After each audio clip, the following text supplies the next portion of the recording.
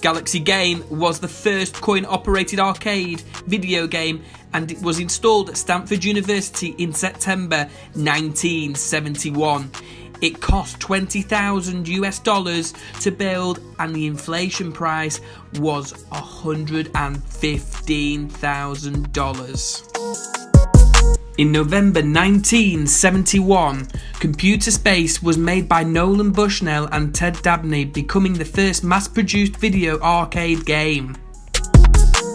In 1972, Atari developed Pong, becoming the first commercially successful coin-operated video game. It sold more than 35,000 units. It led the way to video games replacing pinball machines.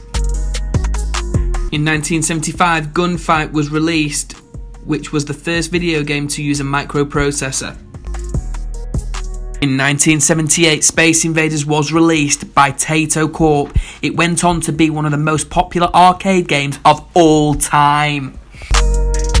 Atari released Asteroids in 1979, which was one of the first major hits of Golden Age. It sold over 70,000 and Atari's highest selling game. In 1980, Namco developed Pac-Man, which was the most successful arcade video game of all time, selling over 350,000 cabinets and making over $2 billion in revenue, which is $3.4 billion with inflation. It has become a pop culture phenomenon all over the world. In 1980, Atari's Tempest was released, becoming the first arcade game to use high-resolution colour vector graphics. Between 1978 and 1982, the business grew vastly, with the most popular machine bringing in $400 a week in quarters, and with 13,000 arcades spreading around America. Donkey Kong was released in 1981. It was one of the first platforming games. It was also the first game to have a fleshed out storyline and a damsel in distress. It was the second game to feature multiple levels. It sold 60,000 units and had earned $180 million in just 1 year. In 1983, too many similar games were being released, and there was a fight against video games by concerned parents who thought their children were getting taken over by arcade games. It nearly killed the industry. The industry had gone from $12 billion in 1982 to just $100 million in 1985. When the Nintendo Entertainment System in 1985 and the Sega Master System in 1986 were released in North America, the focus changed heavily to developing home gaming systems. In 1991, Capcom released Street Fighter II. Fighting games like Mortal Kombat and Virtua Fighter became huge successes, making arcade switch focus. In the mid-90s, the industry once again slows down. In the mid to the late 90s, multiple arcade machine emulators or multicades started being built so that you could put hundreds of thousands of arcade games into an arcade cabinet. In 1999, Konami developed Dance Dance Revolution. They saw a 260% increase in the net income. Most arcade games were fighters around this time, so arcade owners thought it would be too quirky, but it was a success, reaching 6.5 million in sales by 2003. This release, along with the other similar games like Guitar Hero, helped to improve the arcade industry again in the early 2000s. In 2005, Nintendo used built-in cameras to take a picture of the player to be used in a game for Mario Kart Arcade GP.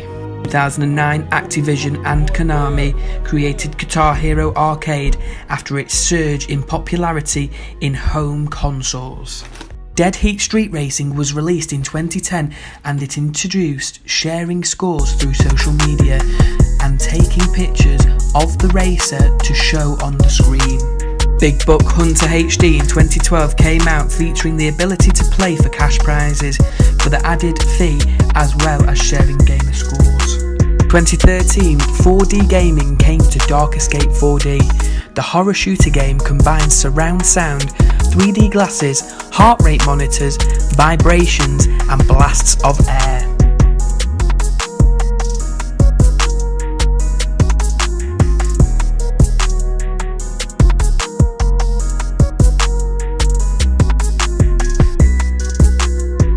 Microvision was the very first handheld game console made by Milton Bradley. It contained no processor, it played monochrome games from ROM cartridges. The Game & Watch was first made in 1980 by Nintendo, and while other handhelds had to do with little games like football and Space Invaders, the Game & Watch played hits like Mario Bros and Donkey Kong. This was the console that got the whole handheld industry going. The Game Boy's interchangeable cartridges were revolutionary. It was cheap enough for parents to buy their children, and it carried over design from the Game & Watch. The Atari Lynx made the Game Boy look like an abacus, but it was $100 more than it. The Lynx was the first handheld featured layout for right and left-handed players. It also had a full colour screen. Sega made this console to compete with Nintendo. It was a portable master system with a colour screen. It could burn through a AA pack of batteries in around 2 hours due to low battery life. It was a handheld gaming console designed by the cast from Only Fools and Horses. It introduced a touchscreen, beating Nintendo and Sony by a few years. 300,000 units were shifted in total. Bandai made this as an alternative to the Game Boy, but the build quality wasn't up to Nintendo standards. The innovative button configuration meant the display could be in landscape or portrait. SNK lacked Sega and Nintendo's profile, but its status on the arcade scene was very good. It didn't have the marketing strength like other companies. It made advancements to battery software by managing to make 2 AAA batteries last up to 40 hours. When the Game Boy Advance was released, it killed all the handheld consoles before it.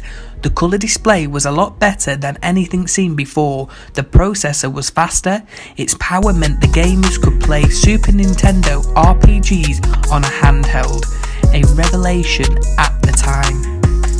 Console by Nintendo featured a new tech touchscreen and a twin screen to let developers make innovative games that typical smart devices couldn't play. In theory, but in reality, most companies just put a map or some fancy graphics on the second screen. This was Sony's answer to its rivals. It was longer than the DS but still comfortable to hold. It had wireless multiplayer and great graphics. Its PlayStation Store and other web capabilities were far ahead of Nintendo's. Nintendo's 3DS brought something new to the handheld gaming industry with the 3D display, yet the 3D wasn't its most interesting feature.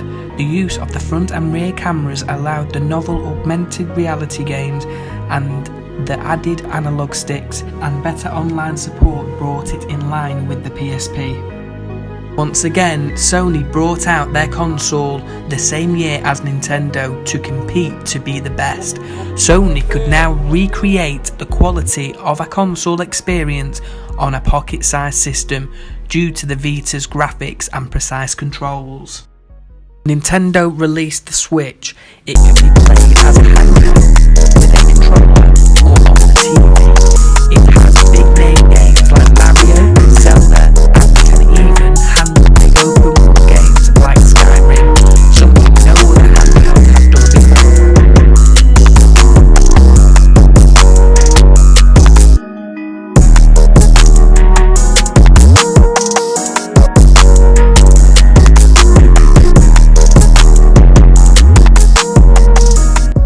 Twin screen to developers.